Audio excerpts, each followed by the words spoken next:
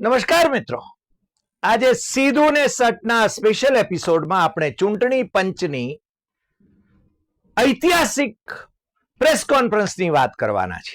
ઐતિહાસિક એટલા માટે કે 1952 થી માંડીને લોકસભાની ચૂંટણીઓ યોજાઈ રહી છે, પણ મતગણતરીના આગલા દિવસે ખુલાસાઓ કરવા માટે ચૂંટણી પંચ પ્રેસ કોન્ફરન્સ યોજે અને માલિક ભાવ વ્યક્ત કરે એવું પહેલી વખત બન્યું છે. તમે બધા મારી સાથે સંમત થશો કે આ દેશમાં મુખ્ય ચૂંટણી આયુક્ત તરીકે TN શેષન જેવો માણસ જોઈએ, પણ એ એક ઇતિહાસ બની ગયા. શેષન જ્યાં રહ્યા ત્યાં એમણે પોતાના અધિકાર ક્ષેત્રની અંદર જે પ્રભાવીપણે એમણે ભૂમિકા ભજવી એને આજે આખો દેશ યાદ કરે છે.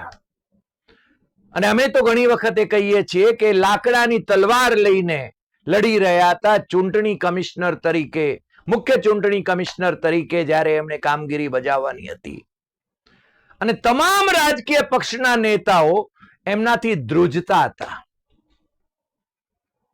અને આપણે ત્યાં રાજીવ કુમારાણી મંડળી, નરેન્દ્ર મોદી નિયુક્ત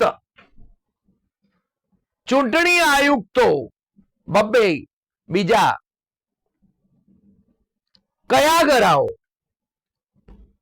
ગઈકાલ સુધી જે સાહેબનો આદેશ લેવા માટે ટેવાયેલા હોય એ સાહેબ ને કુર્નિશ બજાવવા માટેની આદત એ ચૂંટણી કમિશનર થયા પછી પણ એ ભૂલે નહીં. એ સ્વાભાવિક રીતે આપણને અત્યારના ચૂંટણી કમિશનરોમાં જોવા મળે છે. આજે એમણે બોધા ખુલાસાઓ કર્યા અને આવતીકાલની જે વ્યવસ્થા છે મતગણતરીની, એમાં કોઈ ગેરરીતિ નહીં થાય એવી બધાને જણાવવાની કોશિશ કરી, પરંતુ એમના ખુલાસાઓ કેટલા બોધા હતા એ આપણે સમજી શકીએ એમ છે. વિપક્ષી મોરચો ખૂબ જાગૃત રહ્યો છે, અન્યથા એ શુંનું શું કરી બેસે. તમને ખ્યાલ હશે કે પહેલા બીજા તબક્કાની જે ચૂંટણી યોજાઈ 102 બેઠકો અને 89 બેઠકોની, એ વખતે 19 એપ્રિલ અને 26 એપ્રિલે જે મતદાન થયું એના 10-11 દિવસ પછી એમણે આંકડાઓ જાહેર કર્યા, અને આજે બેશરમીપૂર્વક મુખ્ય ચૂંટણી આયુક્ત એ જવાબ આપે છે કે રાતે 3-3 વાગ્યા સુધી ઈવીએમ જમા કરાવાતા હોવાથી મતદાનના આંકડાઓ આપવામાં વિલંબ થતો હતો. તો ભાઈ તમને 10-11 દિવસ લાગ્યા એના માટે, અને 1,07,00,000 મત વધી ગયા. આ સ્પષ્ટપણે ચૂંટણી પંચ એ સરકારમાં જે લોકો બેઠા છે એમના ઈશારે ગેરરીતિ આચરી રહ્યા છે એ બહુ સ્પષ્ટ છે. અને પછીના તબક્કાઓમાં કેમ બીજે દિવસે આંકડાઓ આવતા હતા? અમારી પાસે તો એ બધા આંકડાઓની યાદી પણ અમે રાખી છે કે એ આંકડાઓ કેમ જાહેર થતા હતા. ભાઈ, છેલ્લો તબક્કો એ 7મો હતો. રાતે 11:45 વાગે 1 જૂને વોટર ટર્નઆઉટ 61.63% એ હતો. એના આંકડાઓ એમણે મૂક્યા. આ ક્યાંથી આવ્યા? પેલામાં 10-11 દિવસ લાગ્યા. મને લાગે છે ચૂંટણી પંચ અને આપણા શાસકો આપણા દેશની પ્રજાને સાવ મૂર્ખ સમજતા લાગે છે. પ્રજા ભોળી હશે પણ મૂર્ખ નથી. એ બરાબર સમજે છે કે ક્યાં શું ચાલી રહ્યું છે. બેલેટ મત એટલે કે જે નોકરિયાતો હોય, બીજે ડ્યુટી ઉપર હોય, એમના જે મત હોય અથવા તો જે વૃદ્ધ માણસોના મત હોય, એ મતની ગણતરી એ શરૂઆતમાં કરવાની હોય અને પછી ઈવીએમ ની ગણતરી કરવાની હોય. આ પરંપરા રહી છે, આ સ્ટેચ્યુટરી વ્યવસ્થા છે. પરંતુ આ ચૂંટણી પંચને એ નિયમ લાગુ નહોતો પડતો. વિપક્ષોએ સંયુક્ત રીતે ગઈકાલે ચૂંટણી પંચ સમક્ષ આની બહુ જ આક્રમક રજૂઆત કરી, એટલે એમણે જાહેર કરવું પડ્યું कि अब मैं कल होने वाली मतगणना प्रक्रिया पर विस्तार से आता हूं. मैं पूरी जिम्मेदारी और दृढ़ता के साथ कुछ बातें कहना चाहता हूं. एम करीने एमणे आज सबसे पहले पोस्टल बैलेट की गिनती शुरू होगी, उसके आधे घंटे बाद ही हम ईवीएम की गिनती शुरू करेंगे, इसमें कोई संदेह नहीं है. કેમ આ તમે પહેલા જાહેર ન કરી શક્યા ભાઈ? એક પ્રેસ નોટ આપીને જાહેર ન કરી શક્યા? તમારે આના માટે પ્રેસ કોન્ફરન્સ લેવાની ક્યાં જરૂર હતી? રોજે રોજ પ્રેસ નોટ તો ઇલેક્શન કમિશનની વેબસાઇટ ઉપર મૂકો જ છો ને. કેટલા મતદારોએ મતદાન કર્યું ને એના બધા આંકડાઓ એમણે આપ્યા.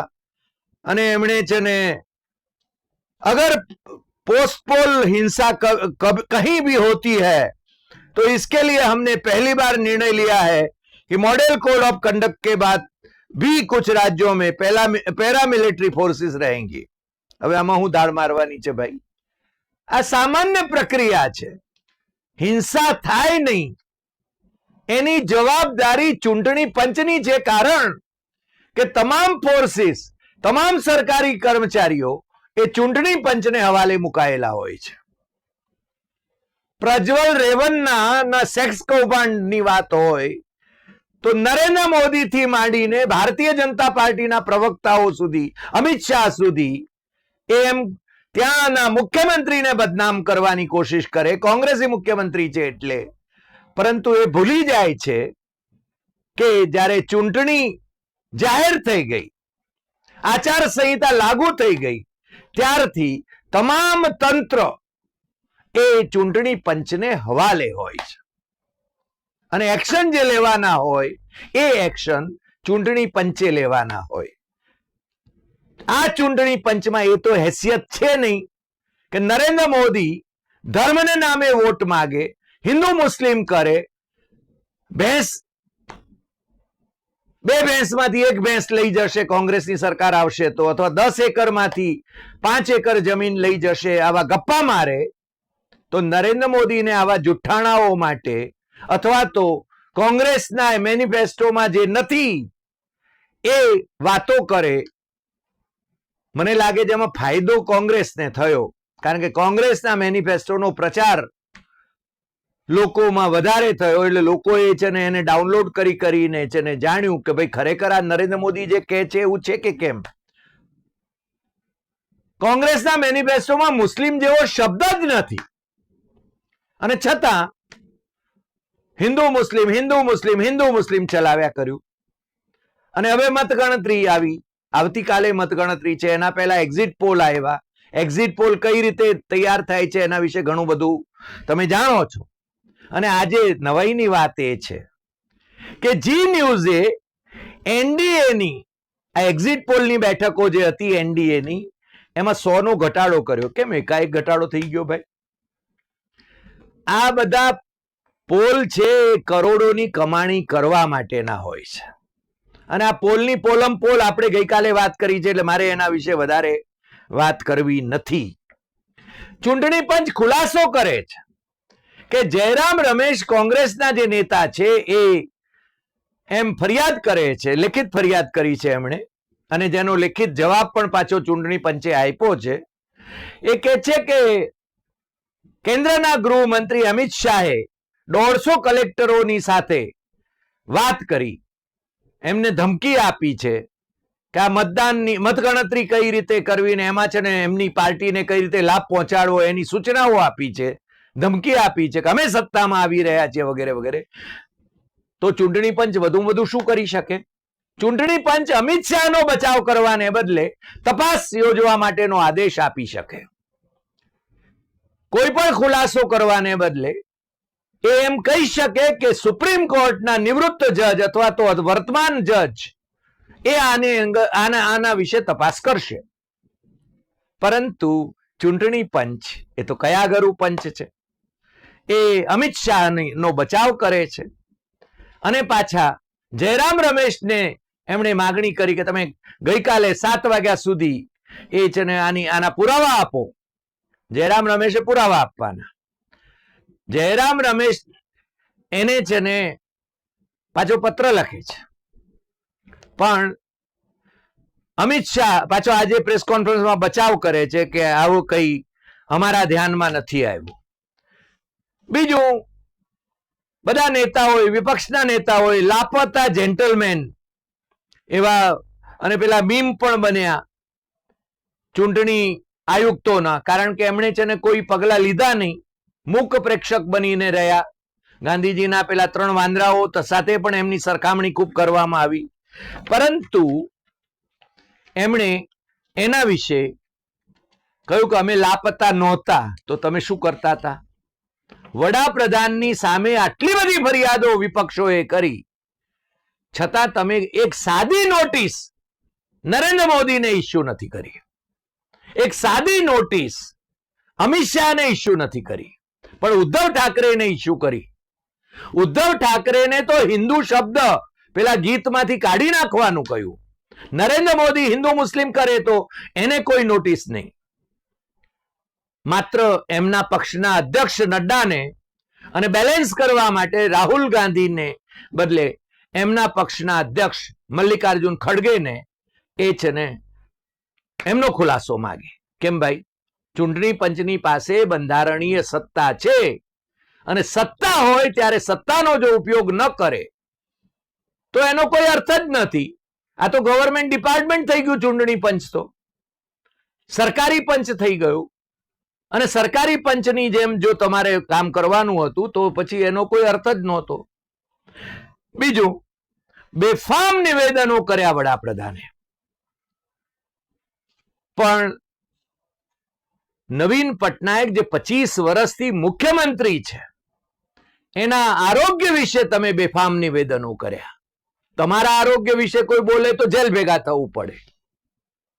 પણ નવીન પટનાયક, જેણે તમને છેલ્લા 10 વર્ષમાં સતત મદદ કરી, રાજ્યસભામાં તમારી બહુમતી નહોતી ભારતીય જનતા પાર્ટીની, તમને મદદ કરી અને એને જ તમે ભાંડ્યા રાખ્યો.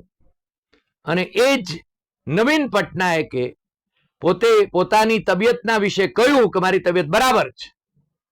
પણ ભાઈ શ્રી નરેન્દ્ર મોદી એમને સત્ય બોલવામાં સાધના કરવી પડે છે. અને એ સાધના કઈ રીતે કરે છે? મીડિયા એમના પ્રભાવમાં છે, ગોદી મીડિયા. એટલે અને એક્ઝિટ પોલ તો તમે જાણો છો, એટલે મારે કંઈ કહેવાની જરૂર નથી. અને આપણે તો હંમેશા કહેતા રહ્યા છીએ કે ભાઈ પરિણામ જે આવે એ આપણે સ્વીકારવાનું છે. એટલે આવતીકાલે અમે પણ અનેક ટીવી ચેનલો ઉપર ચૂંટણી પરિણામનું એનાલિસિસ કરવા માટે ઉપસ્થિત છીએ. આપણે સીધું ને સટના એપિસોડ તો કરવાના જ છીએ રાબેતા મુજબ, પણ ટીવી ચેનલો ઉપરનો અમારો કાર્યક્રમ પણ અમે છે ને આપણી યુટ્યુબ ચેનલ ઉપર એ શેર કર્યો છે. તમે જોઈ શકો છો. ઘણા દોડાયા માણસો અમને કે તમે છે ને પાછા ગપટ નહીં થઈ જતા. ભાઈ હું કામ ગપટ થઈએ? અમે કઈ ભાજપના કે કોંગ્રેસના કોઈના પેરોલ ઉપર નથી કે અમારે ગપટ થઈ જવું પડે. જે પરિણામ આવે અમને શું ફેર પડે છે? અમે તો અમારો પત્રકાર ધર્મ નિભાવવાના જ, સત્તામાં જે આવશે એને સવાલો કરવાના જ, કારણ કે પત્રકાર ધર્મ એ છે. અને અમારે બીજા કોઈ લાભ મેળવવા નથી. અમે લાભાર્થી નથી અથવા તો 5 કિલો અનાજ રાશન મફત રાશન પર જીવનારા નથી, ઘરના રોટલા ખાઈએ છીએ. એટલે પણ આજની જે પ્રેસ કોન્ફરન્સ હતી એ હાસ્યાસ્પદ મારી દ્રષ્ટિએ તો કહી શકાય એટલી હદે હતી. ખેર, બે પરિણામો આપણે જરૂર એનો ઉલ્લેખ કરવો પડે, અને એ બે પરિણામો જે એસેમ્બલીના આવ્યા સિક્કિમમાં અને અરુણાચલ પ્રદેશમાં. સિક્કિમમાં જે સત્તારૂઢ પાર્ટી છે એ ફરીને સત્તામાં આવે છે. પ્રેમસિંહ તમાંગ એ ફરીને મુખ્યમંત્રી બને છે. અને અરુણાચલ પ્રદેશમાં કોંગ્રેસની આખી સરકાર છે ને ભારતીય જનતા પાર્ટીમાં ભળી ગઈ હતી. એટલે વચ્ચે બીજો એક પ્રાદેશિક પક્ષ સ્થાપી અને પછી ભારતીય જનતા પાર્ટીમાં ભળી ગઈ હતી. પેમા ખાંડુની સરકાર, પેમા ખાંડુ ને બધી, એટલે અરુણાચલ પ્રદેશ તો એટલે આખી કોંગ્રેસી સરકાર એ ભારતીય જનતા પાર્ટીની સરકાર થઈ ગઈ હતી. 10 બેઠકો તો એમને બિનહરીફ મળી ગઈ હતી, અને બાકી આ વખતે પણ એમને બહુમતી મળી ગઈ છે. એટલે પેમા ખાંડુ એ ફરીને મુખ્યમંત્રી બનશે, અને સિક્કિમમાં પ્રેમસિંહ તમાંગ એ ફરીને મુખ્યમંત્રી બનશે. એ ઉલ્લેખ આપણે આજે જરૂર કરવો જોઈએ. ઓડિશામાં અને આંધ્રપ્રદેશમાં વિધાનસભાની ચૂંટણીના પરિણામો એની પ્રતીક્ષા ખરી. ઓડિશામાં ભારતીય જનતા પાર્ટી અને બીજું જનતા દળને જે આપેલા એક્ઝિટ પોલ થયા એમાં સરખી બેઠકો આપે છે. કોંગ્રેસને તો સાવ ઓછી બેઠકો છે, પણ એ રીતે બેઠકો એક્ઝિટ પોલ આપે છે. હવે કેટલા પોલમ પોલ છે કે કેટલું સાચું પડે છે તો આવતીકાલે ખબર પડશે. અને આંધ્રપ્રદેશમાં પણ સત્તા પલટો થઈ શકે એવી શક્યતા ખરી. ત્યાં જે અત્યારે વાયએસઆર કોંગ્રેસના જગનમોહન રેડ્ડી એ ચીફ મિનિસ્ટર છે, એમની જગ્યાએ કદાચ એન ચંદ્રબાબુ નાયડુ ફરીને ચીફ મિનિસ્ટર થઈ શકે. થશે જ નહીં એવું આપણે નથી કહેતા, કારણ કે આપણે એમ કહીએ છીએ કે પરિણામ જે આવે એ પરિણામ આપણે સ્વીકારવાનું છે. અને આપણે આમ તો ઘણી બધી વાતો કરી શકાય એમ છે, પણ મારે એક વાતનો ઉલ્લેખ કરવો છે કે આજે શ્રીમતી સોનિયા ગાંધી, કોંગ્રેસના પૂર્વ અધ્યક્ષ, એ ડીએમકેના દિગ્ગજ નેતા એમ કરુણાનિધિની 100મી જયંતિ પર એમને શ્રદ્ધાંજલિ અર્પવા માટે દિલ્હીમાં ડીએમકેની ઓફિસે ગયા હતા. ત્યારે એમણે કહ્યું કે હમે ઇંતજાર કરના હોગા, એટલે પરિણામોનો. નતીजे एग्जिट पोल में दिखाई गए नतीजों से बिल्कुल उलट होंगे, એ એમનું કહેવું હતું. અને તમને ખબર છે કે ઇન્ડિયા ગઠબંધને એમને જે એક સૂરમાં જે વાત કરી છે એ વાત એવી છે કે ઇન્ડિયા ગઠબંધનને 295 બેઠકો મળશે અને એ લોકો સત્તામાં આવશે. આ બાજુ ભારતીય જનતા પાર્ટી અને મિત્ર પક્ષો એટલે કે એનડીએ એને બહુમતી મળશે અને નરેન્દ્ર મોદી ત્રીજી વખત વડાપ્રધાન બનશે એવો દાવો એમનો છે. પેલી બાજુ એ ઇન્ડિયા ગઠબંધન સત્તામાં આવે છે એવો એનો દાવો છે. પણ આવતીકાલે આનું નિરક્ષીર થઈ જશે. અખિલેશ યાદવ, ઉત્તર પ્રદેશના મુખ્યમંત્રી રહેલા અખિલેશ યાદવ અને સમાજવાદી પાર્ટીના સુપ્રીમો, એમણે તો બધાને સજાગ રહેવાનું કહ્યું છે કે આ ચૂંટણીના મતગણતરીની પ્રક્રિયા એ ખૂબ ધીમી ચલાવવામાં આવશે અને રાતે લાઈટ જશે અને ગેરરીતિઓ થવાની શક્યતા છે. એટલે આપણા જે નિરીક્ષકો છે, એટલે કે એમના જે એજન્ટો, જે ઉમેદવારોના, એ છેલ્લો મત ગણાય નહીં ત્યાં સુધી ત્યાં ચીટકી રહે અને એ બધી તૈયારી સાથે રહે. આ એમણે સલાહ આપી છે. આપણે એવી અપેક્ષા કરીએ કે નરેન્દ્ર મોદી ત્રીજી વખત વડાપ્રધાન બને તો પણ સ્મૂથ બધું સમૂહ સૂત્રું ઉતરે, અને ઇન્ડિયા ગઠબંધનનો કોઈ વડાપ્રધાન બને તો પણ સ્મૂથ ટ્રાન્ઝિશન થાય એવી આપણે અપેક્ષા કરીએ છીએ. શાંતિપૂર્ણ રીતે સત્તાંતર થાય એવી અપેક્ષા કરીએ છીએ. આ દેશમાં લોકશાહી ટકે અને બંધારણ એ ટકે અને લોકો સુખી રહે એવી આપણી અપેક્ષા છે. આજે આટલી વાત. ફરી મળીશું નવા એપિસોડમાં નવા વિષય સાથે. તમને જો આ એપિસોડ ગમ્યો હોય તો સૌથી વધુ શેર કરશો, લાઈક કરશો, કમેન્ટ કરશો, અને આપણી YouTube channel doctor Hari Desai Satyamev Tathyam એ સબસ્ક્રાઇબ કરવા માટે મિત્રોને જરૂર જણાવશો. તમને ખ્યાલ છે કે આપણા સબસ્ક્રાઇબરની સંખ્યા 1.5 લાખ કરતાં વધી ગઈ છે. આપણે હમણાં જ એનું પોસ્ટર પણ મૂક્યું છે જે તમે જોયું હશે, અને આપણા સબસ્ક્રાઇબર સતત વધ્યા કરે છે, વ્યુઅરશિપ પણ વધતી જાય છે. નમસ્કાર.